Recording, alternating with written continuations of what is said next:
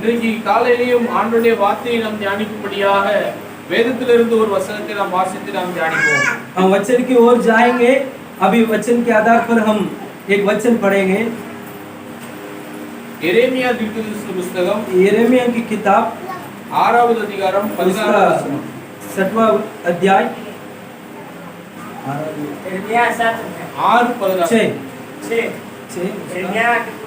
उसका 16वां वचन.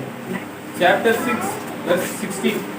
வழிகளில் நின்று பூர்வ பாதைகள் எவை என்று கேட்டு விசாரித்து நல்ல வழி எங்கே என்று பார்த்து அதிலே நடவுங்கள், அப்பொழுது உங்கள் ஆத்துமாவுக்கு இளைப்பாறுதல் கிடைக்கும் என்று கர்த்தர் சொல்லுகிறார். मैं पढ़ रहा हूँ. यहोवा यो भी कहता है, सड़कों पर खड़े होकर देखो और पूछो कि प्राचीन काल का अच्छा मार्ग कौन सा है, उसी में चलो और तुम अपने अपने मन में चैन पाओगे.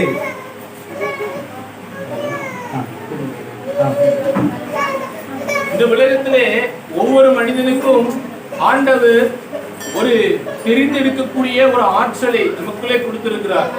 காரணம் என்னவென்றால் அது தேவனுடைய கொடுக்கப்பட்ட ஒரு விடுதலை, ஒரு சுதந்திரம் என்று சொல்லலாம். நாம என்ன தேர்ந்தெடுக்க வேண்டும் என்று நம்ம தீர்மானிக்கக்கூடிய ஒரு சுதந்திரம் நமக்கு கொடுக்கப்பட்டிருக்கிறது. परमेश्वर ने सारे लोगों का, इस धरती पर जितने सारे लोग हैं सबके लिए परमेश्वर ने एक स्वतंत्र दिए. वो क्या है कि अभी मैं कहाँ जाना है तो किस रास्ता में जाना करके मैं चुन सकता है. इस रास्ता में मैं जाना चाहता हूँ तो मेरा मर्जी के अनुसार उसी रास्ता में मैं जा सकता हूँ. ये सब परमेश्वर ने सबको अलग अलग स्वतंत्र दिए. வேதத்திலே நீங்கள் முதல் மனிதனாகிய ஆதாமை பார்த்தால் என்று தெரியும். ஆதாமுக்கு தேவன் தோட்டத்திலே சகல வித கனிகளையும் கொடுத்திருந்தார். நீ எதை வேண்டுமானாலும் புசிக்கலாம், ஆனால் இந்த ஜீவ விருட்சத்தின் கனியை நீ என்ன செய்யக்கூடாது, புசிக்க கூடாது. அந்த நன்மை தீமை அறித்துக்கு அந்த கனியை புசிக்க வேண்டாம் என்று ஆண்டவர் சொல்லியிருந்தார். ஜீவ விருட்சத்தின் கனியை வைத்திருந்தார், ஆனால் அந்த கனியை, நன்மை தீமை அறித்துக்கு அந்த கனியை புசித்தால் நீ சாகவே சாவாய் என்று சொல்லியிருந்தார். ஆனால் எதை அவன் தெரிந்து கொண்டான் என்று உங்களுக்கு தெரியும். அவன் எதை தெரிந்து கொண்டான் என்றால் நன்மை தீமை அறியத்தக்க அந்த கனியை அவன் புசித்தான். पुराना नियम में, बाइबल में हम देखते हैं, उत्पत्ति में परमेश्वर ने आदम को बनाया और आदम और हव्वा के लिए परमेश्वर ने चारों तरफ पेड़ और उसमें फल बनाए. और उसमें तो जो जीवन का फल भी परमेश्वर ने बनाए और एक भी बनाए जो उसको क्या बोलते हैं, जो अच्छा 2 फल बनाए थे ना, बुराई का फल था ना. हाँ, वो भी परमेश्वर ने बनाए.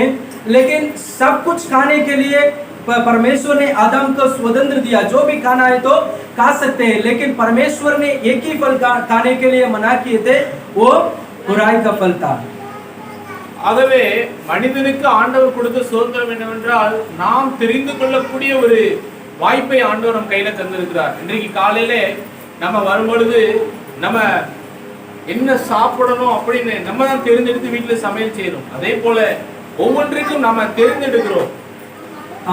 परमेश्वर ने हमारे लिए मुझे क्या चाहिए, जो चाहिए करके परमेश्वर ने मतलब वो उसको क्या बोलते हैं, मैं चुन सकता है. ये मुझे ये चाहिए करके वो मेरा मर्जी के अनुसार मुझे जो चाहिए वो कर सकते हैं. मतलब सुबह नहीं तो कभी भी हम घर पे गाना बनाते हैं, वो हमारा मर्जी है, ये चाहिए. अगर मैं जो पसंद करता हूँ वो मैं क्या कर सकता है, बना सकता है. वैसे ही सबका अलग अलग परमेश्वर ने स्वतंत्र दिए. அதே போல பரலோகத்தின் தேவன் என்ன சொல்றாருன்னா, நீங்கள் எந்த வழியிலே போக வேண்டும் என்று விசாரித்து நல்ல வழியை தேர்ந்தெடுத்து நடந்தீர்கள் என்றால் உங்கள் ஆத்மாவுக்கு இளைப்பாறுதல் கிடைக்கும். ஏனென்றால் 2 வழி இருக்கிறது. நல்ல வழி என்று சொல்லும் பொழுது தீமையான வழியும் இருக்கிறது. बाइबल में हम अभी पढ़े थे, उस वचन कहता है हमारे लिए पुराना रास्ता, मतलब जो अच्छा रास्ता है वो हम जांच करके जो अच्छा है उसी रास्ता में हम जाना जरूरी है. எந்த வழியிலே நம்ம தேர்ந்தெடுக்கிறோமோ அந்த வழியை பொறுத்து தான் நமக்கு வாழ்க்கையில ஆசீர்வாதமும் சமாதானமும் வரும். जो रास्ता हम चुनते हैं, मतलब एक खराब रास्ता है, एक अच्छा रास्ता है. हम जिस रास्ता, अगर अच्छा रास्ता हम चुनेंगे तो हमारा जीवन भी अच्छा हो सकता है. ஹல்லேலூயா. ஆண்டவர் சொல்கிறார், நல்ல வழி எங்கே என்று பார்த்து அதிலே நடவுங்கள், அப்பொழுது உங்கள் ஆத்மாவுக்கு இளைப்பாறுதல், உங்கள் ஆத்மாவிலே சந்தோஷம், சமாதானம், சாந்தி எப்பொழுது வரும்? நல்ல வழியிலே நீங்கள் நடக்க உங்களை ஒப்பு கொடுக்கும் பொழுது. परमेश्वर ने बाइबल में ऐसा लिखे रखे हैं कि जो अच्छा रास्ता है उसको अच्छा से देख करके उसमें चलो, क्योंकि उसी रास्ता में हम जाने से हमको यही मिलता है कि हमारा आत्मा को शांति और आनंदित मिलता है. ஹல்லேலூயா. கர்த்தர் எப்பொழுதுமே நம்மளை எப்படி நடத்துவார் அப்படின்னா, அவருடைய பிள்ளைகளை தவறான பாதையில அவர் நடத்த மாட்டார். परमेश्वर ने अपने बाल बच्चों को कैसे संभालते हैं, कैसे चलाते हैं कि खराब रास्ता में परमेश्वर हमें कभी नहीं चलाएंगे. தாவீது சங்கீதம் 23:3 சொல்றார், சங்கீதம் 23:3 தாவீது சொல்றார், அவர் தம்முடைய நாமத்தின் நிமித்தம் என்னை நீதியின் பாதையிலே நடத்துகிறார். दाऊद ने वचन संगीता उसका 23 है ना 23 में ऐसा लिखा है कि परमेश्वर अपना नाम के लिए मुझे अच्छा நீதியின் பாதையிலே हाँ नीति का वो रास्ता में मुझे चलाते हैं. காரணம் என்னவென்றால், அப்படி என்னை நீதியின் பாதையில அவர் நடத்தும் பொழுது கடைசி வசனம் இப்படியாக சொல்லப்பட்டிருக்கிறது, நன்மையும் கிருபையும் ஜீவனுள்ள நாளெல்லாம் என்னை தொடரும் என்று சொல்லப்பட்டிருக்கிறது. वैसे रास्ता में हम चलेंगे तो उस अध्याय में आखिर में लिखा है, भलाई और संतोष और आनंदित मेरे लिए मिल जाएगा. ஹல்லேலூயா. இந்த உலகத்திலே இயேசு கிறிஸ்து வாழ்ந்த பொழுது ஒரு மனிதன் எப்படியாக அவரை பின்சென்றான் என்று வேதத்துல சொல்லப்பட்டிருக்கிறது. इस बाइबल में नया नियम में ऐसा लिखा है कि एक इंसान, एक आदमी परमेश्वर को कैसे अनुकरण किया है करके लिखा है. மார்க்கு சுவிசேஷம் मार्ग 10வது அதிகாரம் उसका 10वां अध्याय, मरकुस उसका 10वां अध्याय 46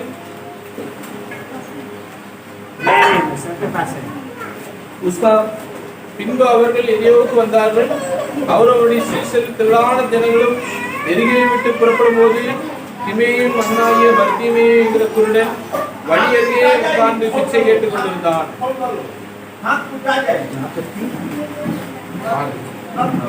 ठीक है, थोड़ा ध्यान से सुनिए सब लोग, थोड़ा यहाँ ध्यान दीजिए. यहाँ से वचन सुनाते हैं, अगर आप लोग यहाँ ध्यान नहीं देंगे तो यहाँ कोई फायदा नहीं है. ऐसे इधर घूम जाइए. हाँ, थोड़ा यहाँ ध्यान दीजिए. एक बात थोड़ा समझिए, वचन आपका जीवन में काम करेगा, वचन आपका परिवार में काम करेगा. वचन के बिना हमारे जीवन में कुछ भी हो नहीं सकता है. इसलिए जब प्रचार करते हैं तब हम थोड़ा वचन के लिए ध्यान देंगे तो हमारे लिए आशीषित हो जाएगा. Hallelujah, hallelujah. ठीक है, अभी मैं उस मरकुस उसका 10वां अध्याय उसका 46 हाँ उसका 46 क्या कहते हैं हिंदी में 46 का वचन में पढ़ना चाहता हूँ. वे एरिहो में आए और जब वे और उनके चेले और एक बड़ी भीड़ एरिहो से निकलती थी, जब दिमाई का पुत्र बर्तिमाई एक अंधा भिखारी सड़क के किनारे बैठा था, वह ये सुनकर कि यीशु नासरी है, पुकार पुकार के कहने लगा, हे दाऊद की संतान यीशु मुझ पर दया कर. அருமையாக சொல்லப்பட்டிருக்கிறது. இந்த பர்த்திமேயுங்கிற ஒரு மனிதனுடைய வாழ்க்கை எப்படிப்பட்டதா இருந்தது என்றால், அவன் வழி ஓரத்திலே வழி அருகே உட்கார்ந்து பிச்சை கேட்டுக் கொண்டிருந்தான். அவனுக்கு ஒரு வழியே இல்லை வாழ்க்கையிலே, அவன் வேலையே பிச்சை எடுத்துக் கொண்டிருப்பதுதான். वो बर्तिमेयु के बारे में बाइबल में लिखा है, वो तो सड़क के किनारे पर बैठकर वो भीख मांगने वाला था, लेकिन उसके लिए एक अच्छा रास्ता नहीं मिला था. அவன் கண்கள் குருடா இருந்ததனாலே அவனுக்கு எதிர்காலத்தை குறித்து ஒரு நம்பிக்கை இல்லை. उसको दोनों आंख अंधा था, इसलिए उसको जिंदगी के बारे में कुछ भरोसा नहीं था. அவன் அப்படிப்பட்ட சூழ்நிலையிலும் எனக்கு ஒரு எதிர்காலம் எப்படியாயிலும் கிடைக்குமா என்று ஏங்கிக் கொண்டிருந்தான். वो फिर भी वो ऐसा सोचा था कि मेरे लिए एक भलाई का जीवन, भलाई मिलेगा क्या, भलाई होगा क्या करके वो इंतजार कर रहा था. நான் இவ்வளவு நாள் இப்படியே நான் தெருவோரத்தில் இருந்து இப்படி நான் கஷ்டப்பட்டு பிச்சை எடுப்பேன், என் சூழ்நிலையை மாற்றுவதற்கு யாராவது ஒருவர் வருவார்களா என்று ஏங்கிக் கொண்டிருந்தான். वो ऐसा सोच रहा था कि कितना दिन तक मैं ऐसा सड़क के किनारे पर बैठ के मैं भीख मांगूंगा, मेरे लिए कब रास्ता खुलेगा करके वो सोच रहा था. அப்படி ஏங்கிக் கொண்டிருந்த ஒரு மனிதனை தேடி ஆண்டவராய் இயேசு அந்த வழியாக கடந்து வந்தார். ऐसा सोचने वाला वो आदमी के उनके सामने से परमेश्वर प्रभु यीशु ने निकल कर आए. அந்த வேளையிலே அவன் கேள்விப்பட்டான் இயேசு எப்படிப்பட்டவர் என்று அறிந்தபடியினாலே இயேசு வருகிறார் என்று கேள்விப்பட்டவுடனே இயேசுவிடத்தில் போகும்போது அவனுக்கு அற்புதம் நடக்கும், அவன் வாழ்க்கை மாற்றப்படும் என்று அவன் அறிந்திருந்தபடியினாலே इसलिए उसने एक समाचार सुना था कि यीशु मसीह इसी रास्ता में अभी आ रहे हैं करके सुना है. उसके पहले ही यीशु मसीह के बारे में वो जानता था. यीशु भला है, यीशु अच्छा है, वो सर्वशक्तिमान है, वो असंभव को संभव करने वाला है करके वो जानता था. इसलिए यीशु मसीह के लिए वो भी इंतजार कर रहा था. இந்த வேளையிலே அவன் இயேசுவே எனக்கு இறங்கும், இயேசுவே எனக்கு இறங்கும் என்று அவன் சத்தமிட்டு கூப்பிட ஆரம்பித்தான். इसलिए वो बर्तिमेई ने चिल्लाने लगा, यीशु मुझ पर दया कीजिए, यीशु मुझ पर दया कीजिए करके वो चिल्लाने लगा. என்னை மாற்றுவதற்கு ஒருவர் வந்து விட்டார் என்று அறிந்து இவரை விட்டால் எனக்கு வேறு வழி இல்லை என்று கூப்பிட ஆரம்பித்து விட்டான். मेरे जीवन में भलाई लाने के लिए, बदलाव लाने के लिए इसी रास्ता में यीशु मसीह आ गए करके और भी अच्छा से चिल्लाने लगा. ஆனால் அவன் வாழ்க்கையிலே அநேகர் அவனை தடை செய்தார்கள், நீ அமைதியாக இரு, நீ பிச்சைக்காரன் என்று அவனை அதட்டினார்கள் என்று அடுத்த வசனத்திலே வாசிக்கிறோம். लेकिन सभी लोग आकर बर्तिमेई को ऐसा रोका है कि तू चिल्लाना नहीं है, यीशु इसी रास्ता में आ रहे, इसलिए थोड़ा देर जब तक यीशु इसी रास्ता को पार नहीं करेंगे तब तक तू नहीं चिल्लाना है करके सभी लोग उसको रोकते थे. समझ में आ रहा है? समझदार आदमी सबको समझ में आ रहा है? समझ में आ रहा है जी. ஆனால் அந்த குருடனை எல்லாரும் தடுத்தார்கள், நீ இந்த உன் நிலைமையிலே இருக்கிற நீ எப்படி இயேசுவை அழைக்கலாம் என்று தடுத்தார்கள். सभी लोग मिलकर उनको वो यीशु मसीह को चिल्लाकर वो बुलाता था, लेकिन सभी लोग उनको रुकावट किए और रोकते थे. फिर भी वो इतना जोर से वो चिल्लाने लगा. இயேசு ஏனென்றால் அவர் ராஜாதி ராஜா, அவரை எப்படி நீ நெருங்க முடியும், அவர் எவ்வளவு பெரியவர், அவர் எவ்வளவு அற்புதங்களை செய்கிறார், நீ பிச்சைக்காரன், நீ அமைதியாக இரு என்று சொல்லி அதட்டினார்கள். लोग उसको ऐसा करके रोकते थे कि तू अंधा है, तू भीख मांगने वाला है, यीशु राजाओं का राजा, प्रभुओं का प्रभु, यीशु मसीह का नाम तू कैसे ले सकते हैं, तू चुप रह कर. तो सब लोग उनको डांटने लगे. ஆனால் அவர் ராஜாதி ராஜாவாய் இருந்தாலும் வேதம் சொல்லுகிறது அவர் கூப்பிடுகிற எளியவனை ரட்சிப்பார் என்று வேதம் சொல்லப்பட்டிருக்கிறது. वो राजाओं का राजा है, फिर भी बाइबल कहता है जो यीशु का नाम लेकर पुकारता है उन पर यीशु दया करने वाले परमेश्वर है. என்னிடத்திலே வருகிற ஒருவனை புறமே தள்ளுவதில்லை என்று ஆண்டவர் சொல்லியிருக்கிறார். बाइबल कहता है, यीशु मसीह ने कहते हैं मेरे पास आने वाले लोगों को मैं कभी मुझसे हटाऊंगा नहीं है. ஆகவே அடுத்த வசனம் சொல்லுது இயேசு நின்றார். इसलिए वचन कहता है उसका आवाज सुनकर यीशु वहीं पर खड़ा है. அவனை அழைத்து வாருங்கள் என்று சீசரிடத்திலே சொல்லுகிறார். यीशु मसीह ने अपने चेलों से कहे उसको लेकर आओ, मेरे पास लेकर आओ. உடனே அவர்கள் அந்த குருடனை அழைத்து திடன்கொள் எழுந்திரு உன்னை அழைக்கிறார் என்றார்கள். फिर वो चेलों ने उनके पास जाकर वो अंतों के पास बर्तिमेई के पास जाकर बोले यीशु तुझे बुला रहा है, तू दृढ़ हो जाओ, जल्दी से निकल आओ करके बोले थे. இன்றைக்கும் ஆண்டவர் இயேசு எப்படிப்பட்ட சூழ்நிலை நீங்கள் இருந்தாலும் வேதம் சொல்லுகிறது எழுந்திரு என்னிடத்தில் வா என்று இயேசு அழைக்கிறார். आज का दिनों में इस कलीसिया का लोगों से प्रभु कहने चाहते हैं, आप कितना भी दुख और क्लेश का दशा में आप रहेंगे, जो भी हो, लेकिन प्रभु आप लोगों को यही आज्ञा देते हैं कि उठ मेरे पास आ जाओ. உடனே அவன் தன் மேல் வஸ்திரத்தை எறிந்துவிட்டு எழுந்து இயேசுவிடத்தில் வந்தான் என்று சொல்லப்படுகிறது. बाइबल में लिखा है, वो यीशु ने उसको बुलाया, वो तुरंत अपना कपड़ा को फेंक कर वो तुरंत उठकर यीशु मसीह के पास आने लगा. இப்பொழுது முக்கியமான காரியத்தை உங்களுக்கு சொல்ல போறேன். एक महत्वपूर्ण बात मैं आप लोगों को सुनाना चाहता हूँ.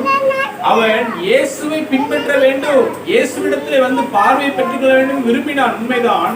वो यीशु मसीह के पास आकर चंगा होने के लिए वो चाहता था. இயேசு உன்னை அழைக்கிறார் என்று அந்த குருடனிடத்திலே சொன்ன உடனே அவன் சந்தோஷப்பட்டான், உண்மைதான்.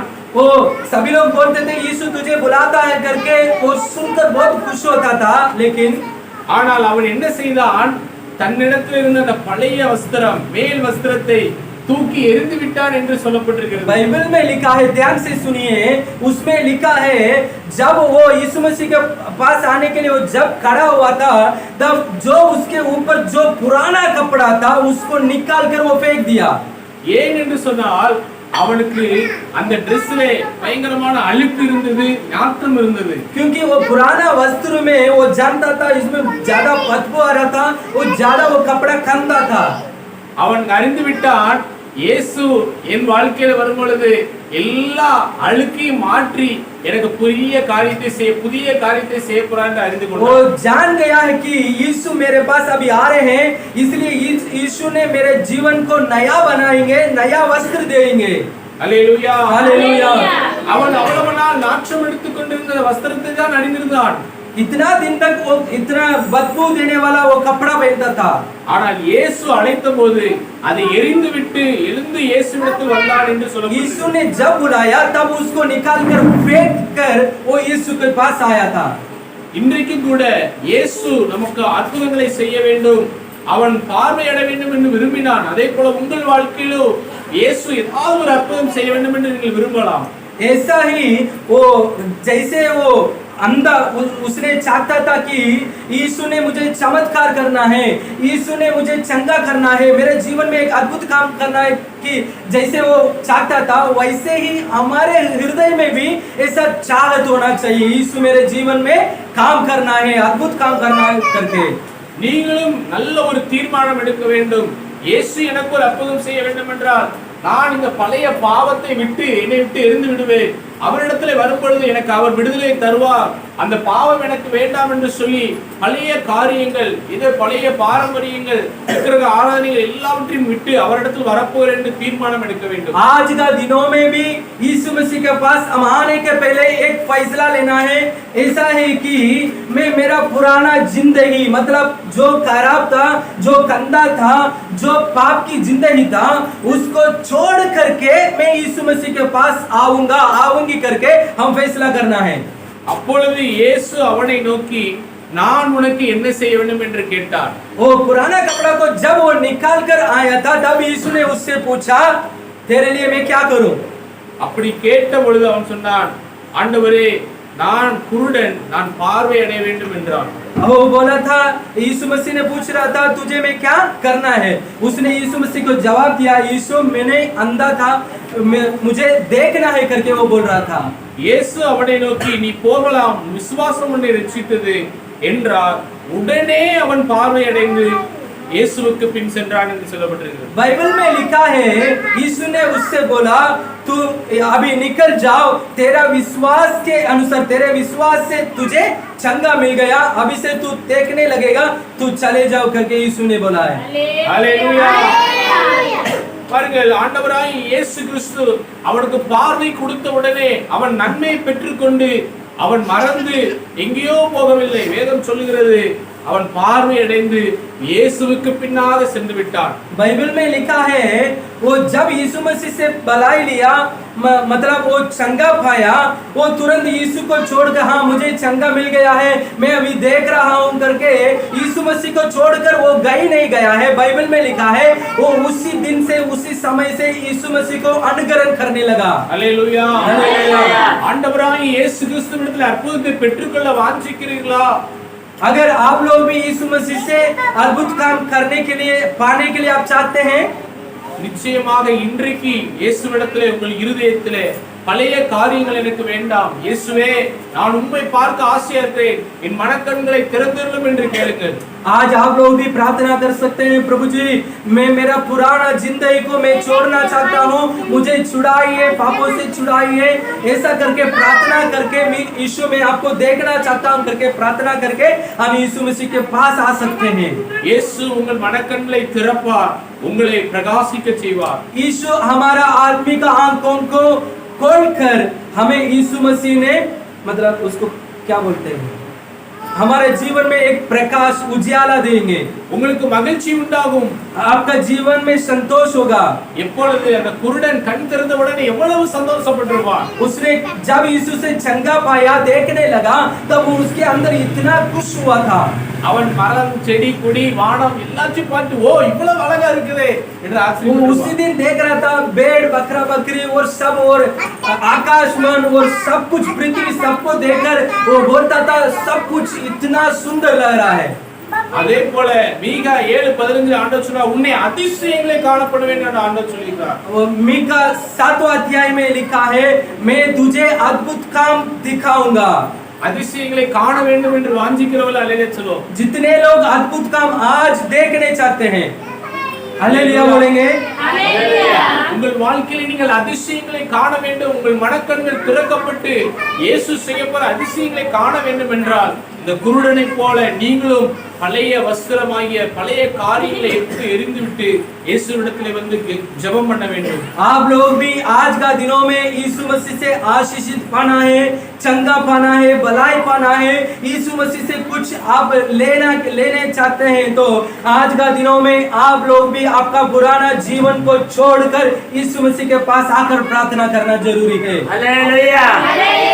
அப்பொழுது உங்கள் ஜெபம் நிச்சயமாக கேட்கப்படும், இருதயம் அதிசயப்பட்டு பூரிக்கும் என்று ஆண்டவர் சொல்லியிருக்கிறார்। जब यीशु मसीह लगातार आपका प्रार्थना को सुनेंगे, वो आपका प्रार्थना सुनाया जाएगा, हर दिन हर सेकंड आप यीशु मसीह का सामर्थ्य को देखने पाएंगे। அல்லேலூயா।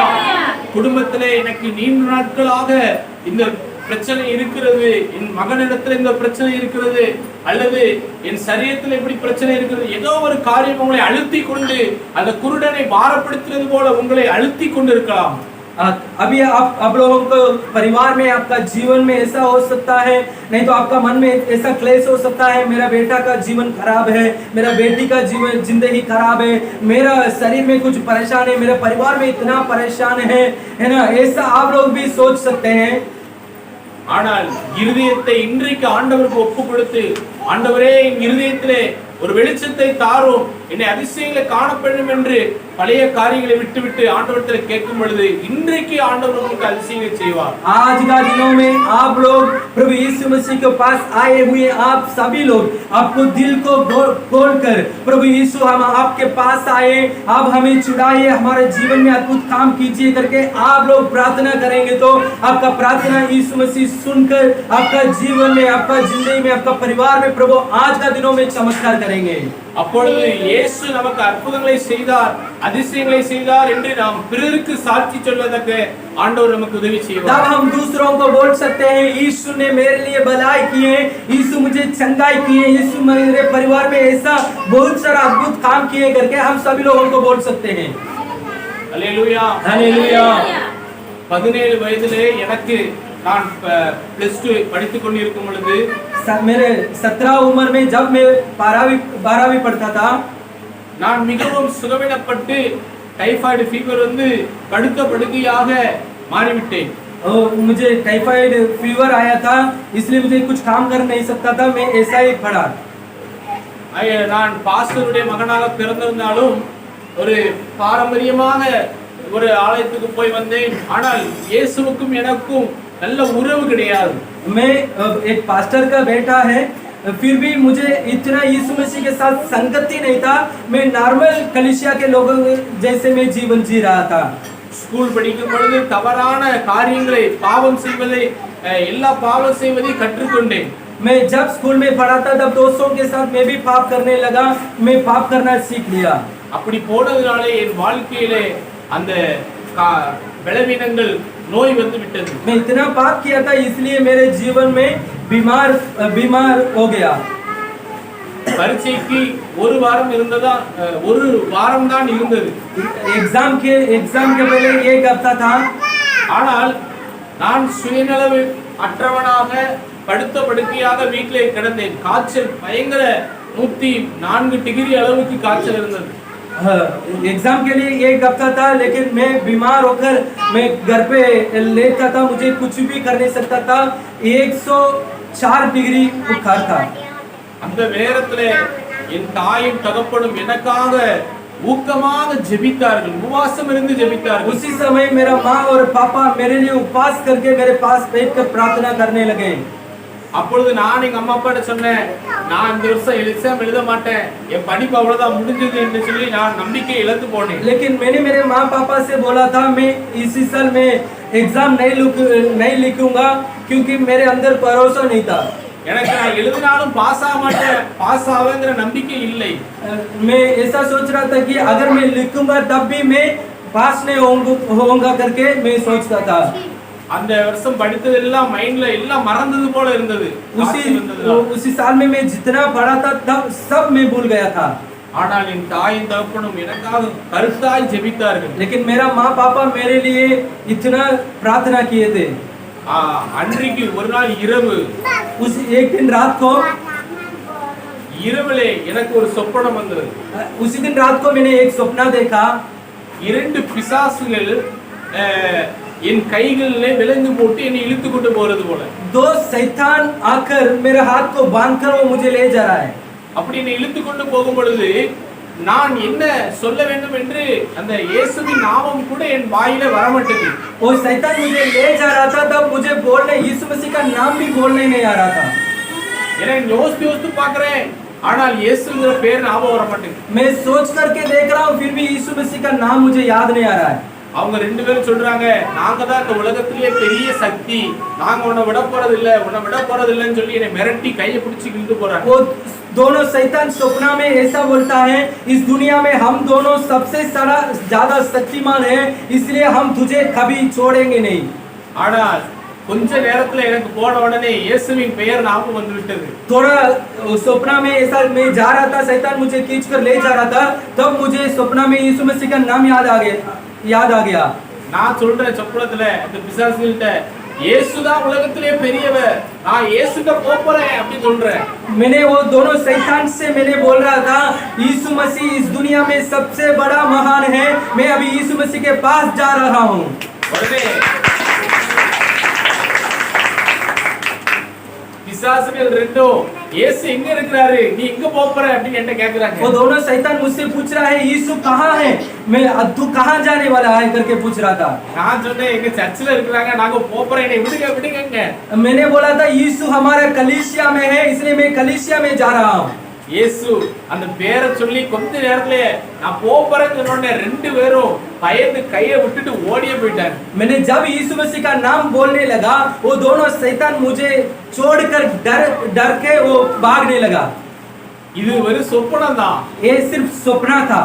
ஆனா அந்த காலையில விடிஞ்ச பிறகு நான் முழிச்சு பார்க்கிறேன், என் சரீரத்துல ஒரு புது பலன், சரீரத்துல காய்ச்சல் எல்லாம் முற்றிலும் மாறி போனது. ध्यान से सुनिए, सिर्फ उसी रात को मैंने सपना देखा था, लेकिन सुबह मैं जब जा रहा था मेरे पुकार सब प्रभु यीशु मसीह का नाम में ठीक हो गया, चंगा हो गया। அல்லேலூயா, அல்லேலூயா। அன்றைக்கு ஒரு தீர்மானம் செய்தேன், இயேசு எனக்கு விடுதலை தந்து விட்டார், நான் இனி பாவ வழியிலே போவதில்லை, இயேசுவுக்கு பின்னால் செல்ல வேண்டும் என்று। उसी दिन मैंने डिसीजन लिया, मैंने फैसला किया, परमेश्वर ने मुझे छुड़ाए, आज से लेकर यीशु मसीह को मैं अनुकरण करना चाह रहा हूँ, कोई दूसरा पाप का रास्ता में मैं कभी नहीं जाऊंगा।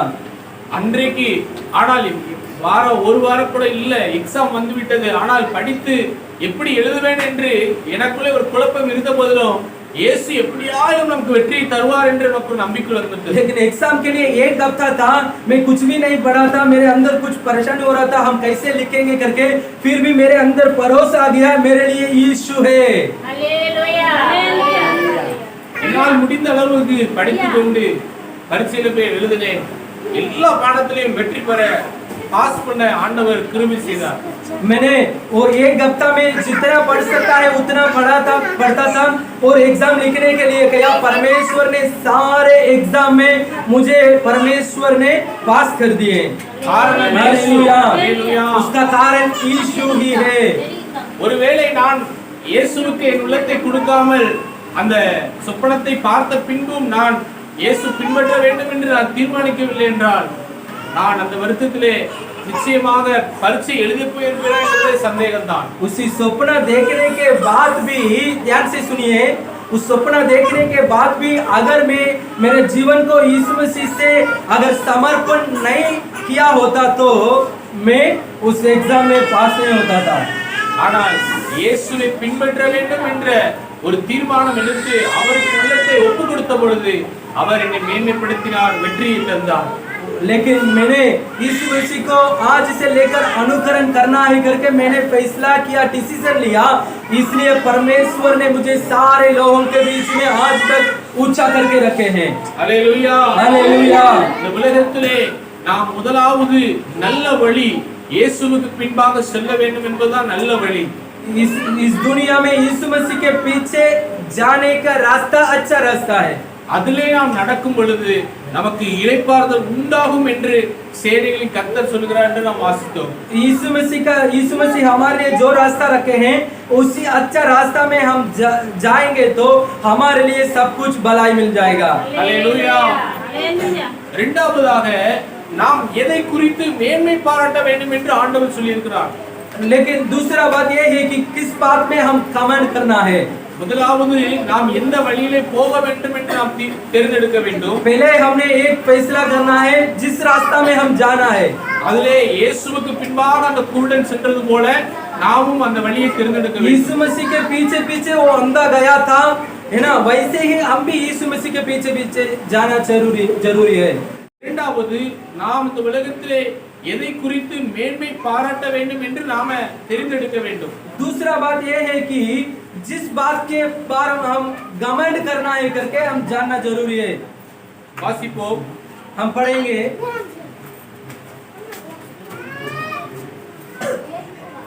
சங்கீதம் 20 भजन संहिता उसका 20वां अध्याय 7-8 வாசிப்போம். उसका 7वां और 8वां वचन। சிலர் ரதங்களை குறித்தும் சிலர் குதிரைகளை குறித்தும் மேன்மை பாராட்டுகிறார்கள். நாங்களோ எங்கள் தேவனாகிய கர்த்தருடைய நாமத்தை குறித்தே மேன்மை பாராட்டுவோம். அவர்கள் முறிந்து விழுந்தார்கள், நாங்களோ எழுந்து நிமிர்ந்து நிற்கிறோம். भजन संहिता उसका 20वां अध्याय उसका 7वां और 8वां वचन में पढ़ रहा हूँ।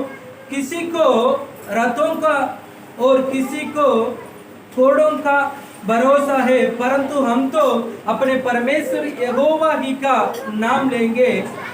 वे तो झुक गए और गिर पड़े, परंतु हम उठे और सीधे खड़े हैं। एक मिनट, कोई आप लोग उस वचन पढ़ सकते हैं। भजन संहिता उसका 20वां अध्याय उसका 7वां और 8वां वचन। किसी को रथों का और किसी को घोड़ों का भरोसा है, परंतु हम तो अपने परमेश्वर यहोवा का नाम लेंगे। वे तो झुक गए और गिर पड़े, परंतु हम उठे और सीधे खड़े हैं। हालेलुया। ஹalleluya. இரண்டாவதாக வேதத்திலே நாம எதை குறித்து மேன்மை பாராட்ட வேண்டும் என்றால் இந்த உலகத்திலே நமக்கு இருக்கிற பொருளை குறித்தோ வீட்டை குறித்தோ படிப்பை குறித்தோ அல்ல, தேவனாகிய கர்த்தருடைய நாமத்தை மாத்திரமே நாம் மகிமைப்படுத்த வேண்டும். दूसरा बात यह है कि हम किस बात का घमंड करना है। इस दुनिया में हमारे लिए घर है, नहीं तो कुछ घर में सामान है, नहीं तो इस दुनिया का जिसके बारे में हम घमंड नहीं करना है, सिर्फ यीशु मसीह का नाम के बारे में करना जरूरी है। ஹalleluya. हालेलुया। இந்த உலகத்திலே நாம் ஆண்டவரை பின்பற்றும் பொழுது அவர் நமக்கு ஐஸ்வரியத்தை தருவார், அவர் நமக்கு கனத்தை தருவார், நன்மையான ஈவுகள் எல்லாவற்றையும் அவர் நிச்சயமாக தருவார். इस दुनिया में हम यीशु मसीह को अनुकरण करेंगे तो हमारे लिए जो जरूरत भला इस सब कुछ परमेश्वर ने हमारे लिए देंगे. ஆனால் இந்த உலகத்தில் உள்ள மனிதர்கள் எல்லாம் அவர்கள் நல்ல உயர்ந்த பின்பதாக அவர்கள் தங்களை தாங்களே மேன்மை பாராட்டிக் கொள்வார்கள், தங்கள் பெயரை அவர்கள் பிரஸ்தாபப்படுத்துவார்கள். लेकिन इस दुनिया में हम देखते हैं लोग थोड़ा बड़ा स्थान में आने के बाद अपने बारे में लोग कमेंट करते हैं. ஆனால் அவர்கள் ஒரு நாள் மரித்து போய்விட்ட பிறகு அவருடைய புகழும் அழிந்து போகும். लेकिन एक दिन वो मर जाएंगे तो उनका घमंड भी क्या हो जाएगा, नाश हो जाएगा. மகா அலெக்சாண்டர் என்று ஒரு பெரிய கிரேக்க தேசத்தின் ராஜா ஒருவர் வாழ்ந்தார். मगा अलेक्जेंडर नाम करके ग्रीक देश का एक राजा था. அவர் உலகம் முழுவதிலும் சென்று எல்லா இடங்களிலும் யுத்தம் செய்து மக்களை அவர் கைக்குள்ளாக கொண்டு வந்தார். वो सारे देश में जाकर लड़ाई करके सारे देश को जीत लिया और सबको अपना वश कर लिया. ஆனால் அவர் மரித்த பொழுது அவர் மரிக்கும் முன்பாக அவர் என்ன சொன்னார் தெரியுமா? लेकिन वो मरने के पहले क्या कहा था मालूम है? நான் இந்த உலகத்தில் இருந்து மரித்த பின்பு பெட்டியிலே என்னை கொண்டு போகும் பொழுது என் கைகள் இரண்டையும் வெளியே தொங்க விட வேண்டும் என்று சொன்னார். लेकिन उसने ऐसा बोल रहा था, जब मैं मरूंगा, जब मुझे उसको क्या बोलते हैं, बॉक्स, है ना, जब मैं मरूंगा तब मुझे वो गाड़ने के लिए बॉक्स के अंदर रख के जब आप लोग लेकर जाएंगे मुझे, तब मेरे दोनों हाथ बॉक्स के बाहर रखना करके वो बोल रहा था. சாதாரணமான ஆள் கிடையாது, உலகத்தையே ஜெயித்து தன் கை கீழே கொண்டு வந்த அலெக்சாண்டர் என்ற பெரிய வல்லரசு உள்ள ராஜா. वो साधारण नॉर्मल राजा नहीं है, वो सारे देश को जीतकर अपने वश किया था. वो அவன் மரித்த போது அவன் பெட்டிக்கு வெளியே ரெண்டு கைகளையும் தொங்க விட்டார்களாம். वो मरने के बाद उसको दोनों हाथ को वो बॉक्स के बाहर ऐसा छोड़ दिए. அப்படியே ஊர்வலத்துல கொண்டு போகும்போது மக்கள் எல்லாம் பார்த்து கேட்டாங்களாம், எதுக்கு இவரோட உடம்பு உள்ள இருக்கு, கை மட்டும் வெளியே தொங்குதுன்னு கேட்டாங்க. उसको जब बॉक्स के अंदर रख के उसको बॉडी को लेकर जा रहे थे, तब सारे लोग देख करके पूछ रहे थे, इसका शरीर तो अंदर लेकिन इसका दोनों हाथ क्यों बाहर है? எதுக்கு தெரியுமா? क्यों मालूम है? समझ में आ रहा है क्यों ऐसा बोला है? मालूम है? नहीं है. அவர் ஆண்டவரை அறியாத ராஜா. वो यीशु के बारे में नहीं जानता था. அவன் உலகத்தையே தனக்கு கீழ் கொண்டு வந்த போதும் அவன் சொன்னானா, நான் இந்த உலகத்திலிருந்து ஒண்ணு கொண்டு வரவும் இல்ல, ஒண்ணு இதுல இருந்து கொண்டு போவதும் இல்ல, அதை எல்லாரும் தெரிஞ்சுக்கிறதுக்காக தான் கையை வெளியே वो सारे देश को अपना वश किया, फिर भी वो जान गया आखिरी में, मैं इस दुनिया में जब मैं आया था कुछ भी मैं लेकर नहीं आया, जब मैं इस दुनिया को छोड़ के जाऊंगा कुछ भी मैं लेकर भी नहीं जाऊंगा. हालेलुया. समझ गए? मतलब खाली हाथ आए थे और खाली हाथ हम जाएंगे. ஆனால் ஆண்டவருடைய இயேசுவின் நாமம் இன்றைக்கு 2000 வருஷத்துக்கு ஆன பின்பாகவும் அவர் நாமத்தை சொல்லும் பொழுது ஜனங்கள் ரட்சிக்கப்பட்டு கொண்டே இருக்கிறார்கள். ஆகவே அந்த நாமத்தை மாத்திரமே நாம் மேன்மை பாராட்ட வேண்டும். लेकिन आज का दिनों में हम देखते हैं 2000 साल हो गया, आज भी यीशु मसीह का नाम लेंगे तो लोग उद्धार पाते हैं. இயேசுவின் நாமம் இன்றைக்கும் ஜனங்களை பாவத்திலிருந்து விடுதலையாக்குகிறது. आज का दिनों में भी हम देखते हैं यीशु मसीह का नाम से लोग पापों से छुटकारा पाते हैं. இயேசுவின் நாமம் இன்றைக்கும் ஜனங்களை பிசாசின் கட்டுகளிலிருந்து விடுதலையாக்குகிறது.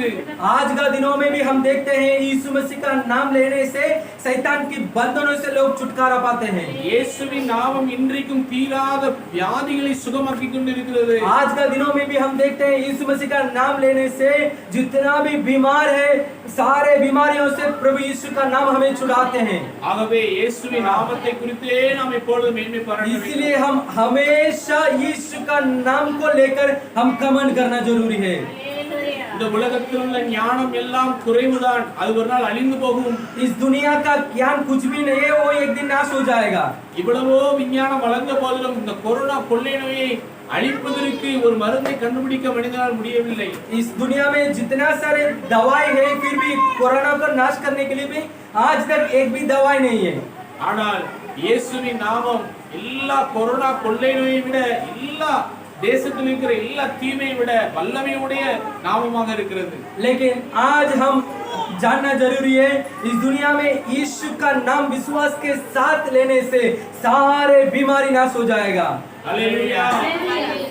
ஐஸ்வர்யம் நம்மளை பாதுகாக்காது. ஐஸ்வர்யத்தினால் நாம ஜெயம் பெற முடியாது.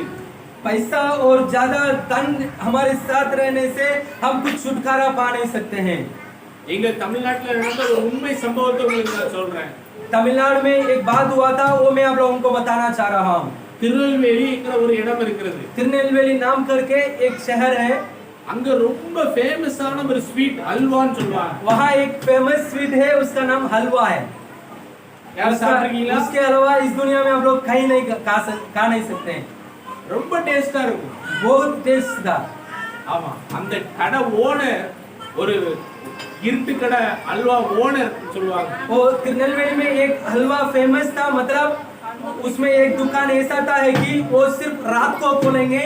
वो दुकान का नाम रात का हलवा था। அவருக்கு என்ன நடந்தது அப்படின்னு சொல்ல போறவங்களுக்கு, वो उसका जिंदगी में क्या हुआ था करके मैं आप लोगों को बताना जा रहा हूँ। அவருக்கு கொரோனா வந்துவிட்டது. उसको कोरोना आ गया था। உடனே அவருடைய மனைவி பிள்ளைகள் எல்லாரும் ஆஸ்பத்திரியில போய் சேர்த்து விட்டார்கள். उनका पत्नी बाल बच्चे सब मिलकर उनको जो उस दुकान का मालिक है ना, जान लीजिए कि उसी वो दुकान इस सारे दुनिया में फेमस है, लेकिन उस दुनिया का मालिक, वो कंपनी का मालिक को अपना परिवार, उनका परिवार के लोग हॉस्पिटल में ज्वाइन करके चले गए। அவரை கொண்டு போய் ஹாஸ்பிட்டல் விட்டதோட சரி, அவருக்கு அடுத்த நாள்ல இருந்து சோறு கொடுக்கறதுக்கு கூட ஆள் கிடையாது. वो इतना धनवान था, करोड़पति था, लेकिन उनका पत्नी बाल बच्चे सब उनको जब हॉस्पिटल में छोड़कर गए, उस समय से उनके लिए खाना भी लेकर नहीं आए। திருநெல்வேலியிலேயே பெரிய பணக்காரர் அவர். वो तिरुनेलवेली में सबसे बड़ा वो धनवान था। ஆனால் அவருக்கு இருந்த சொத்து மதிப்பு மட்டுமே 300 கோடி. तो उसका पास इतना करोड़ था, 300 करोड़ रुपया उसके साथ था। 300 கோடி யாருக்கு தெரியுமா? आप लोगों को किसी से ऐसा 300 करोड़ रुपया है? नहीं है। नहीं. 1 लाख 2 लाख 1 लाख 2 लाख। लेकिन उनके हाथ में तो उनके पास 300 करोड़ रुपया था। அவர் என்ன நினைச்சாரு, இவ்வளவு கோடி இருக்குது, இவ்வளவு சொத்து இருக்கு, நம்ம சந்தோஷமா வாழ்ந்துடலாம் நினைச்சாரு. उन्होंने पहले ऐसा सोचते थे कि मेरे पास 300 करोड़ रुपया है, हम इतना खुशी से इस दुनिया में जी सकते हैं करके वो सोच रहे थे। ஆனால் கொரோனா வந்தபோது அவன் மனைவி பிள்ளைகள் எல்லாரும் அவரை மறந்து கைவிட்டு விட்டார்கள். लेकिन जब कोरोना आया था तब उनका सारे परिवार के लोग उनका हाथ छोड़ दिए। அவருக்கு பணமும் உதவவில்லை. उनका पास जितना सारे पैसा था उनको मदद नहीं किया। பணம் நம் வியாதியை குணமாக்குமா? पैसा हमारा बीमार को चंगा कर सकता है? नहीं. அப்பொழுது அவருக்கு என்ன நடந்தது என்றால், மனத்திலே மிகவும் வேதனை அடைந்தவராக, என் மனைவியும் என்னை கைவிட்டால், பிள்ளைகளும் என்னை கொரோனா வார்டில் பார்க்க வரலன்னு சொல்லி மிகவும் மன அழுத்தத்துக்குள்ளே சென்று விட்டார். तब उनको बहुत दुख होने लगा, इसलिए है कि मेरे पास पैसा है, कुछ फायदा नहीं है, लेकिन मेरा पत्नी बच्चे लोग सब मुझे छोड़ दिए करके उन्होंने बहुत दुख होने लगे। அவர் நம்பின எல்லாரும் அவரை கைவிட்டார்கள். वो उन्होंने जितने ऊपर भरोसा रखते थे सब उनको छोड़ दिए।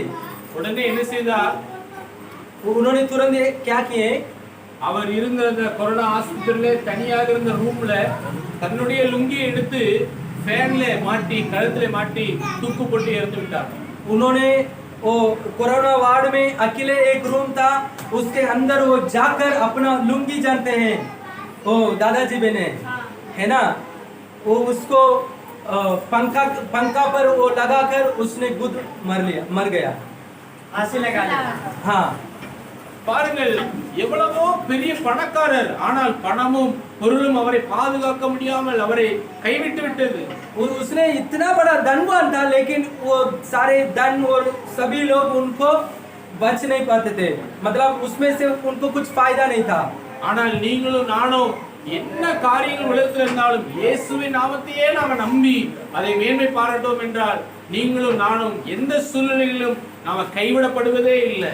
लेकिन हम करीब है, फिर भी हमारे अंदर कुछ परेशानी, क्लेश, नहीं तो कुछ तकलीफ, नहीं तो कुछ दुख की बात अगर हमारे अंदर रहेगा, तो हम तुरंत भरोसा के विश्वास के साथ यीशु मसीह का नाम लेने से और तुरंत सब सारे परेशानियों से परमेश्वर ने हमें बचाते हैं। ஹல்லேலூயா. இயேசுவை மாத்திரம் நீங்க நம்புங்க. உங்களோட வாழ்க்கையில எந்தெந்த காரியங்கள் உங்களுக்கு இருந்தாலும் எதையும் நீங்க நம்பிக்கையா வைக்காம இயேசுவே நம்புங்கள். मात्र यीशु मसीह का नाम पर आप लोग भरोसा रखिए। அப்படி நம்பும் பொழுது சிலர் ரதங்களை குறித்து குதிரையை குறித்து மேன்மை பாராட்டுறவர்கள் எல்லாம் தோற்று விழுந்து விட்டார்கள். वैसे आप भरोसा करना चाहिए जितने लोग इस दुनिया के बारे में गमन करते थे वो सब गिर पड़े. ஆனால் இயேசுவின் நாமத்தை மேன்மை பாராட்டுறவர்கள் ஒருபொழுதும் வெட்கப்பட்டு लेकिन போவதில்லை. यीशु मसीह के नाम के बारे में गमन करने वाले लोग कभी लज्जित नहीं होंगे. அல்லேலூயா. இன்றைக்கு நாங்க பீகாருக்கு வரும்பொழுது கூட பாத்தீங்கன்னா நாங்க ட்ரெயினை ஒரு இடத்துல விட்டுட்டோம். என்னன்னா பாத்ரூம்க்கு நான் போயிட்டேன். ட்ரெயின் கிளம்பி போயிட்டு अभी हम जब तमिलनाडु से आ रहे थे तब एक स्टेशन में हम बाथरूम के लिए हम उतरते थे. ட்ரெயின் நானும் ஒய்ஃபும் கீழே நிக்கிறோம். ட்ரெயின் வேகமா போயிட்டு எங்களால ஓடி ஏற முடியாது, அந்த அளவுக்கு ஸ்பீடா போயிட்டு. हम फिर उधर से हम आ रहे, हम जिस ट्रेन में आए थे वो हमारे आंखों के सामने वो जा रहा है. எனக்கு மனசுல பக்கு பக்கு பக்குன்னு அடிச்சது. मेरा मन ऐसा बक बक बक करने लगा. நான் நினைச்சேன் தங்கச்சியை பார்க்க முடியாது, லாபர்சன் எந்த ஊழியத்தையும் போய் செய்ய முடியாது, என்ன செய்யன்னு சொல்லி யோசித்தேன். मैंने ऐसा सोच रहा था अभी हम बिहार जा नहीं सकते हैं, मेरा बहन को देख नहीं सकता है, अब वहां जाके हम सेवकाई कर नहीं सकते हैं. உண்மையா நடந்தது நாக்பூர் ஸ்டேஷன்ல. सच में हुआ था नागपुर स्टेशन में. நான் உடனே இயேசுவே உதவி செய்யும் அப்படி சொல்லி மனசுக்குள்ள ஜெபம் பண்ணேன். मैंने मन में प्रार्थना किया प्रभु यीशु मेरे लिए मदद कीजिए. வைஃபும் நானும் கையை பிடிச்சு ஓடுறோம். मैं और मेरा पत्नी दोनों हाथ पकड़कर छोड़ रहे हैं. அத பார்த்த போலீஸ் எங்களை நில்லுங்க நில்லுங்க ஓடாதீங்க நிப்பாட்டினாரு. एक पुलिस ने हमको देखकर हमको रुकिए रुकिए करके बोलकर हमको रोक दिए. அதே போல கடைசி பெட்டியில இருந்த அந்த கொடி அசைக்கிற அவரும் எங்களை பார்த்து விட்டாரு. और जिसने वो उसको पीछे से वो ट्रेन के पीछे सबसे आखिरी का डब्बा में से वो ये दिखाएंगे ना, लाल झंडी. हाँ उन्होंने भी हमको देख लिए. நாங்க ஓடுறத பார்த்ததுனால அவர் மைக்ல உடனே கண்ட்ரோல் ரூமுக்கு ட்ரெயின் நிப்பாட்டுங்க ரெண்டு பேரும் ஓடுறாங்கன்னு சொல்லிட்டாரு. उन्होंने तुरंत हमको देखकर वो जो जिसने ट्रेन को चलाते हैं उनको फोन करके उन्होंने बोल दिए दो पत्नी और बत्ती दौड़कर आ रहे, थोड़ा रुकिए. ஆண்டவர் பெரிய அற்புதமாக எங்களுக்கு மறுபடியும் ட்ரெயின்ல ஏறுறதுக்கு பெரிய கிருபை செய்தார். परमेश्वर ने दया करके फिर से हमको ट्रेन में चढ़ने के लिए परमेश्वर ने मौका दिए. அல்லேலூயா हालेलुया. ஏன்னா எங்களுக்கு பேசுறதுக்கு மொழியும் தெரியாது, लेकिन हमको उनसे बात करने के लिए भाषा भी मालूम नहीं था, என்ன சொல்லணும் எங்களுக்கு தெரியாது, उनसे क्या बोलना है करके हमको मालूम नहीं था. ஆனால் ஆண்டவர் இயேசு தம்மை நம்பினவர்களை கைவிடவே மாட்டார். लेकिन बाइबल में लिखा है प्रभु यीशु मसीह पर भरोसा करने वाले लोगों को प्रभु कभी हाथ नहीं छोड़ेंगे. அல்லேலூயா. हालेलुया. और உலகத்தில் एक बात आप सोच कर देखिए, ट्रेन हमारा माँ पापा का गाड़ी नहीं है, वो सेंट्रल गवर्नमेंट का है. आप लोग एक बार ऐसा ट्रेन को छोड़कर देखिए, वो कभी रोकेंगे नहीं. जानते हैं वो अगर हमको छोड़कर वो चले जाएगा तो बस हो गया, हमारे लिए कभी क्या नहीं करेंगे, रोकेंगे नहीं है. लेकिन परमेश्वर का अगर परमेश्वर का दया हम पर लगेगा प्रभु काम करेंगे. हालेलुया. हमारे लिए सिर्फ ट्रेन नहीं है ना, ऊपर का जहाज भी परमेश्वर क्या करेंगे, रोकेंगे. हालेलुया. ஆகவே நம்ம இயேசுவின் நாமத்தையே மேன்மை பாராட்டி நான் நம்பியிருப்போம் என்றால் நம் வாழ்க்கையில நம்ம கைவிடப்படுவதே இல்லை, நம்ம வெட்கப்பட்டு போவதே. इसलिए हम हमेशा यीशु मसीह का नाम पर भरोसा करके यीशु मसीह का नाम पर हम घमंड करेंगे तो कभी हम प्रभु यीशु हमें हाथ नहीं छोड़ेंगे. ஆகவே நம்ம தெரிந்தெடுக்க வேண்டிய முதலாவது நல்ல வழி இயேசுவின் வழியிலே போக வேண்டும் என்று தெரிந்தெடுக்க வேண்டும். इसलिए हम पहले फैसला करना है, जानना है कि जिस रास्ता में मैं जाना है, यीशु मसीह के पीछे जाना है करके हम उसी रास्ता को चुनना जरूरी है. இரண்டாவது நாம் எதை குறித்து மேன்மை பாராட்டுகிறோம் என்பதிலே நாம தெரிந்து கொள்ள வேண்டும். दूसरा बात यह है कि जिस नाम के बारे में हम घमंड करना है करके हमको मालूम होना जरूरी है. மூன்றாவது நாம் எப்படிப்பட்டவர்களோடு சேர்ந்து இருக்கிறோம் என்பதை நாம் தெரிந்து கொள்ள வேண்டும். तीसरा बात यह है कि जिन जिन लोगों के साथ संगति करना है करके हमको मालूम होना चाहिए. நாம உலகத்துல எல்லாரோடையும் பேசலாம், எல்லார்கிட்டயும் அன்பா இருக்க வேண்டும், உண்மைதான். इस दुनिया में सभी लोगों के साथ हम बात कर सकते हैं, सभी लोगों से हम प्यार कर सकते हैं. ஆனால் நம்ம யாரோடு சேர்கிறோமோ அதை பொறுத்துதான் நம்முடைய வாழ்க்கையில நன்மையும் ஆசீர்வாதமும் உண்டாகும். लेकिन जिसके साथ हम संगति करते हैं उसके अनुसार हम प्रभु से आशीषित पाएंगे. தாவீது சங்கீதம் 26ல என்ன சொல்றார், 4ஆம் வசனத்திலே दाऊद ने भजन संगीता 26 उसको क्या बोलते हैं भैया जी, 26 भजन संहिता 26 26 उसका वचन 26:4 4:5 उसका 4वां और 5वां वचन कहता है, வீணரோடு நான் உட்கார்வதில்லை, வஞ்சகரிடத்தில் நான் சேர்வதில்லை, பொல்லாதவர்களின் கூட்டத்தை பார்க்கிறேன், துன்மார்க்கரோடே உட்காரேன். हाँ कोई पढ़िएगा। मैं निकम्मी चाल चलने वालों के संग नहीं बैठा और न मैं कपटियों के साथ कहीं जाऊंगा। मैं कुकर्मियों की संगति से घृणा रखता हूँ और दुष्टों के संग न बैठूंगा। हालेलुया। हालेलुया। அந்த தாவீது பாருங்க, நல்ல ஒரு தெரிந்தெடுப்பு. ये दाऊद ने बहुत अच्छा से चुन लिया। யாரோடு நான் சேர்வதில்லை, வஞ்சகரிடத்திலே, ஏமாற்றுபவர்கள் தீமை செய்கிறவர்களோடு நான் ஐக்கியம் வைப்பதில்லை. उन्होंने कपड़ियों के साथ और कुकर्मियों के साथ और दुष्टों के साथ में संगति नहीं करूंगा करके उन्होंने फैसला किया। ஏனென்றால் அவர்களுடைய சிந்தைகள் எப்பொழுதெல்லாம் எப்பயுமே அடுத்தவங்களை கெடுக்க வேண்டும், அடுத்தவனுடைய காரியங்கள்ல தேவையில்லாத பிரச்சனைகளை கொண்டு வரும் என்றுதான் துன்மார்க்கர்களுடைய ஆசை இருக்கிறது. लेकिन क्योंकि दुष्टों का मन में ऐसा बात है कि सारे लोगों को परेशान करना है, उनको दुख देना है, उनसे कुछ चोर करना है, नहीं तो उनको कुछ बुराई करना है करके दुष्टों को मन में हमेशा यही रहता है। ஆனால் தாவீது கடைசி வசனத்தில் என்ன சொல்றான், நான் அப்படிப்பட்டவர்களோடு சேருவதில்லை, ஆனால் என் கால் செம்மையான இடத்திலே நிற்கிறது, சபைகளிலே நான் கர்த்தரை துதிப்பேன் என்று சொன்னான். लेकिन दाऊद ने बोल रहा है, वैसे गलत काम करने वाले लोगों के साथ मैं संगति नहीं करूंगा, उसको छोड़कर मैंने कलीसिया के साथ प्रभु को स्तुति करूंगा। அல்லேலூயா. நம்ம ஆண்டவருடைய பிள்ளைகளோடு நல்ல ஐக்கியப்படணும், அதான் சபை. कलीसिया का मतलब ये है कि परमेश्वर के लोग, मसीह के लोगों के साथ हम अच्छी तरीके से प्यार से संगति करना जरूरी है। வீணரோடு, அதாவது தெரு ஓரங்களிலே வீணான காரியங்களை பேசிக்கொண்டு அடுத்தவர்களை பரியாசம் பண்ணி கொண்டு இருக்கிற கூட்டத்தோடு அல்ல. हम ऐसा नहीं हो, हमारा जिंदगी ऐसा नहीं होना चाहिए, ऐसा सड़क पर नहीं तो किसी का घर पर बैठकर दूसरों के बारे में बात करने वाले लोगों के साथ, नहीं तो दूसरों को दुख देने वाले लोगों के साथ हम बैठकर बात नहीं करना है। ஆனால் ஆண்டவரிடத்திலே, ஆண்டவரே நான் சபையோடு கூட ஐக்கியப்பட விரும்புகிறேன், நல்ல ஆண்டவருடைய பிள்ளைகளை நான் தெரிந்தெடுத்து அவர்களோடு சேர்ந்து கொள்வேன் என்று நாம் தெரிந்தெடுக்க வேண்டும். हम आज का दिनों में ऐसा चुनना है कि फैसला करना है कि प्रभु जी मैं अच्छा मसीही लोगों के साथ जिन प्रभु से प्रार्थना करते हैं, प्रभु से संगति करते हैं, है ना, उन लोगों के साथ मैं संगति करूंगी करके आज हम फैसला करना है। அப்படி நாம சேர்ந்து ஆண்டவருடைய பிள்ளைகளோடு சேர்ந்து ஐக்கியப்பட்டு ஜெபிக்கும் பொழுது, ஆராதிக்கும் பொழுது வேதம் சொல்கிறது, அங்கே கர்த்தர் ஆசீர்வாதத்தின் ஜீவனையும் கட்டளையிடுகிறார் என்று சங்கீதம் 133 வாசிக்கிறோம். बाइबल में लिखा है, ऐसा है कि हम मसीही लोगों के साथ, पवित्र लोगों के साथ संगति करके हम प्रभु को आराधना करेंगे, स्तुति और महिमा, प्रभु को महिमा करेंगे तो हम प्रभु से आशीषित और जीवन पा सकते हैं। ஆண்டவருடைய பிள்ளைகள் ஒருவரோடு ஒருவர் நல்லா ஐக்கியப்பட வேண்டும். मसीही लोग एक दूसरों से प्यार करना चाहिए और अच्छी तरीके से संगति करना चाहिए। சபை என்பது ஒரு குடும்பம்.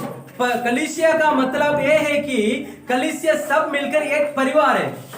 உலகளாவிய சபையிலே நீங்களும் ஒரு குடும்பம், நானும் ஒரு குடும்பம். इस सारे दुनिया में जितने सारे कलीसिया है उसमें हम भी एक परिवार है। ஒருவேளை எனக்கு ஹிந்தி தெரியாட்டியும் நானும் உங்க குடும்பத்துல ஒரு ஆளு. अगर अभी आप लोग सुन रहे हैं, थोड़ा इधर ध्यान दीजिए, है ना, अगर मुझे हिंदी नहीं मालूम है फिर भी मैं आपका परिवार में मैं भी हूँ। ஏனென்றால் சபை என்றால் என்ன, இயேசுவின் இரத்தத்தாலே மீட்கப்பட்ட உலகமெங்கும் இருக்கிற எல்லா மக்களும் தான் சபை. कलीसिया का मतलब ये है कि यीशु मसीह का लहू से छुटकारे पाए हुए इस दुनिया में जितने सारे लोग हैं सब मिला के एक परिवार हो गया, कलीसिया हो गया। ஆகவே சபை எல்லாரும் நம்ம ஒருவரோடு ஒருவர் ஆண்டவருடைய பிள்ளைகள் ஐக்கியப்பட வேண்டும், ஒருமனப்பட வேண்டும். इसलिए सारे कलीसिया के लोग एक दूसरों से अच्छी तरीके से संगति करना जरूरी है। அதைத்தான் நாம் தெரிந்தெடுக்க வேண்டும். उसको हम मतलब फैसला करना है, चुनना है। வீணரோடு நான் உட்கார்வதில்லை, दुष्टों के साथ में बैठूंगी नहीं है। வஞ்சகரிடத்திலே ஏமாற்றுகளோடு நான் சேருவதில்லை, कपड़ियों के साथ में संगति नहीं करूंगा। நீதிமான்களோடு அவருடைய சபையோடு சேர்ந்து கொள்வேன்। जो न्याय करता है उसके साथ में संगति करूंगी அப்படி करके। நீங்கள் சேர்ந்து ஆண்டவரை உண்மையாய் ஆராதிப்பீர்கள் என்றால் वैसे आप लोग वैसे लोगों के भलाई करने वाले न्याय करने वाले लोग मसीही लोगों के साथ संगति करके आप प्रभु को महिमा करेंगे तो ஆண்டுடைய வார்த்தை சொல்கிறது, प्रभु का वचन कहता है அங்கே தேவன் ஆசீர்வாதத்தின் ஜீவனை கட்டளையிடுகிறார் என்று சங்கீதம் उसी स्थान 133 में परमेश्वर ने आशीष और जीवन को रखे हैं। யாருக்கெல்லாம் ஆசீர்வாதமும் ஜீவனும் வேண்டும் என்று ஆசை இருக்கிறது, जितने लोगों को मतलब आशा कितने लोग पसंद करते हैं, चाहते हैं कि आशीषित और जीवन मुझे चाहिए, नहीं चाहिए? हालेलुया। समझ में आ रहा है कि नहीं आ रहा है ना? क्या अगर मैं पूछ रहा हूं कि किनको आप लोग चाहते हैं कि नहीं मुझे जीवन और आशीषित चाहिए? हालेलुया। அப்படி நீங்கள் வாஞ்சிப்பது உண்மை என்றால் இந்த மூன்று காரியங்களை நம்ம தேர்ந்தெடுக்க வேண்டும்। अगर आप लोग आज का दिनों में जीवन और आशीषित और प्रभु से भला आप लोग पाना है करके चाहते हैं तो एक दिन बात को आप लोग फैसला करना है, चुनना है। முதலாவதாக पहला ये है कि இயேசுவை பின்பற்றின அந்த குருடனை போல நாமும் நல்ல வழியிலே செல்ல குருடனை போல நம்மை ஒப்பு கொடுக்க வேண்டும்। जैसे वो अंधा भीख मांगने वाला यीशु मसीह को अनुकरण किया वैसे ही हम भी यीशु मसीह को अनुकरण करना है। இரண்டாவது, दूसरा, உலகத்தில் உள்ள ஆஸ்திகளையோ பொருட்களையோ படிப்பையோ எதை குறித்து மேன்மை பாராட்டாமல் இயேசு நல்லவர், இயேசு பெரியவர் என்று மேன்மை பாராட்ட வேண்டும்। दूसरा बात यह है कि इस दुनिया में धन दौलत और पढ़ाई के बारे में हम गमन नहीं करना चाहिए। मैं ऐसा बड़ा परिवार के हूँ, मैं ऐसा बड़ा जाति का हूँ करके गमन नहीं करना है, सिर्फ यीशु मसीह का नाम पर गमन करना है। அல்லேலூயா, हालेलुया। மூன்றாவது, நாம் நல்ல உலகத்தில் உள்ள எல்லாரோடும் நாம் ஐக்கியப்படாதபடிக்கு, தீமையான துன்மார்க்கத்திலே நாம் ஐக்கிய வைக்காதபடிக்கு சபையோடு கூட நல்ல ஐக்கியத்தை நாம் வைத்துக்கொண்டு ஜெபித்து ஆராதிக்க வேண்டும்। तीसरा बात यह है कि हम गलत काम कपड़ियों और दुष्टों के साथ हम संगति नहीं करना चाहिए, है ना? बैठकर बात नहीं करना चाहिए। उनसे भी प्यार करना है, बात करना है, लेकिन उनके साथ संगति नहीं करना है। वो अच्छा मसीह के लोग, वो न्याय करने वाले लोग, प्रभु का मार्ग पर चलने वाले लोगों के साथ हम संगति करना जरूरी है। இதை எல்லாம் நம்ம மூன்று காரியத்தை தெரிந்தெடுக்கும் பொழுது கர்த்தர் நமக்கு இளைப்பாறுதலை தருவார், சமாதானத்தை தருவார், ஆசீர்வாதத்தின் ஜீவனையும் தருவார்। इस दिन बात को लेकर हम जीवन जिएंगे तो परमेश्वर जीवन और आशीषित और भलाई हमारा परिवार में देंगे। அல்லேலூயா। அது மாத்திரமல்ல, சபையாக நீங்கள் கூடி இயேசுவை பின்பற்றி ஆராதிக்கிற ஒரு நாளிலே இயேசு மீண்டும் சபையை சேர்த்துக் கொள்ள மத்திய ஆகாயத்தில் அவர் வரப்போகிறார்। Hallelujah, hallelujah. सबसे महत्वपूर्ण बात यह है कि ऐसा हम ये दिनों बात को लेकर हम यीशु मसीह को हम आराधना करते रहेंगे, पवित्र रास्ता पर यीशु मसीह के पीछे अनुकरण करते रहेंगे तो एक दिन आएगा जिसने जीवित खुदावन प्रभु यीशु बादलों पर आएंगे, हमारा कलीसिया को ऐसा ही उठाकर लेकर चलेंगे। हालेलुया। உலகத்திலே பாரபட்சம் பாராத ஒரே ஒரு ஆண்டவர் இயேசு। அதனாலவே அதான் சொல்லப்படு, சபையிலே படித்தவர்கள் படிக்காதவர்கள் இருப்பீர்கள், ஏழை பணக்காரர்களும் இருப்பீர்கள், ஆனால் ஒரே இடத்துக்கு போக போறோம்। காரணம் என்னவென்றால் அவரிடத்திலே பட்சபாதமே இல்லை। यीशु मसीह के बारे में जान लीजिए, यीशु ऐसा है कि एक करीब है, एक जोटा जाती है, ऐसा देखने वाले नहीं है। हम सबके लिए स्वर्ग में एक ही घर बनाए, सबका अलग अलग घर नहीं है। आप जो भी जाति हो, करीब हो, जो भी हो, हम सबके लिए परमेश्वर एक ही जगह एक ही घर बना के रखे हैं। ஹல்லேலூயா, हालेलुया। இயேசுவை உண்மையாய் பின்பற்றி அவரை சபையாய் ஆராதிப்பேன் என்று ஒப்புக்கொடுங்கள்।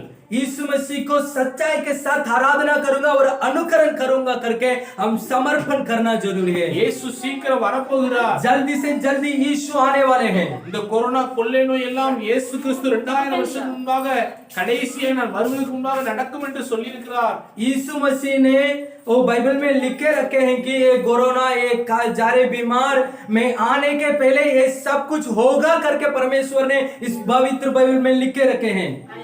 Hallelujah. தேசத்துக்கு விரோதமாய் தேச யுத்தங்கள், இன்னும் பல பஞ்சங்கள், கொள்ளைகள், பூமி எரிச்சல் வருதெல்லாம் பார்க்கும் பொழுது இயேசு கிறிஸ்து வாசல் அருகே வந்து விட்டார் என்று அறியுங்கள் என்று வேதத்துல சொல்லப்பட்டிருக்கிறது. बाइबल में लिखा है राज्य के विरोध राज ओ लोगों के विरोध लोग जब भूकंप जब हमारे सामने जब होगा तब यीशु मसीह हम सोचना चाहिए जानना चाहिए जल्दी अभी यीशु आने वाले हैं. இதெல்லாம் பார்க்கும்போது நம்ம இயேசு வாசலிலே வந்து விட்டார், நாம் எல்லாரும் சபையாக சீக்கிரத்திலே அவரை சந்திக்க ஆயத்தப்பட வேண்டும். आप लोग जानना जरूरी है यीशु मसीह ने अभी हमको लेने के लिए वो आ रहे हैं. अभी यीशु मसीह ने दरवाजा पर है, इसलिए हम जल्दी से जल्दी उनसे मिलने के लिए तैयार होना जरूरी है. பரலோகம் என்பது சாதாரண இடம் இல்ல, நித்தியமாய் வாழக்கூடிய ஒரு பெரிய பாக்கியமான இடம். वो स्वर्ग इतना साधारण जहां नहीं है, वो अनंत जीवन युगानुयुग यीशु का साथ और हम वहां जीवन जिएंगे. இந்த உலகத்திலே அழகான ஒரு தாஜ்மஹாலுக்கே இன்றைக்கு திரும்பவும் அது சீர்படுத்தும்படி பெயிண்ட் வேலைகள்லாம் நடக்கிறது. इस दुनिया में जो ताजमहल है उसको फिर से अच्छा करने के लिए वो पेंटिंग का काम चल रहा है. ஏனால் மனிதனால் உருவாக்கப்பட்டது எல்லாமே ஒரு நாள் பழமையாய் போய்விடும். क्योंकि इंसान ने जिस इसको बनाया वो एक दिन पुराना हो जाएगा. ஆனால் ஆண்டவர் இயேசு சொல்லி போனார், நான் போய் உங்களுக்காக ஒரு பெரிய ஸ்தலத்தை ஆயத்தம் பண்ண போகிறேன். लेकिन प्रभु यीशु ऐसा बोलकर गए हैं, मैं जाकर आप लोगों के लिए एक अच्छा घर बनाऊंगा. அதை ஆயத்தப்படுத்தி விட்டு நான் வந்து உங்களையும் என்னோடு சேர்த்துக் கொள்வேன் என்று वो சொல்லியிருக்கிறார். घर को तैयार करके फिर आकर आप लोगों को भी उस घर के लिए लेकर जाऊंगा. அந்த இடத்துக்கு ரொம்ப அதிசயமா இருக்கும், பிரம்மாண்டமாக இருக்க போகிறது. वैसे जहां हम कभी देख नहीं सकते हैं, इतना सुंदर होगा. அந்த இடத்துக்கு போக வேண்டும் என்பதற்காக தான் ஆண்டவர் நம்மளை ரட்சித்திருக்கிறார். उस जहां में जाने के लिए तो परमेश्वर ने हमें उद्धार किए. அல்லேலூயா. हालेलुया. ஆகவே நீங்கள் இன்னும் ஆண்டவரை உற்சாகமாக பின்பற்றி உண்மையாய் அவரை தேடுங்கள். इसलिए और उत्साहित के साथ यीशु को खोजना, यीशु को ढूंढना है और यीशु को अनुकरण करना है. ஆண்டவர் இந்த வார்த்தையினாலே உங்களை ஆசீர்வதிப்பாராக. इस वचन के द्वारा पवित्र परमेश्वर प्रभु यीशु आप सभी को आशीषित करेंगे. அல்லேலூயா. हालेलुया.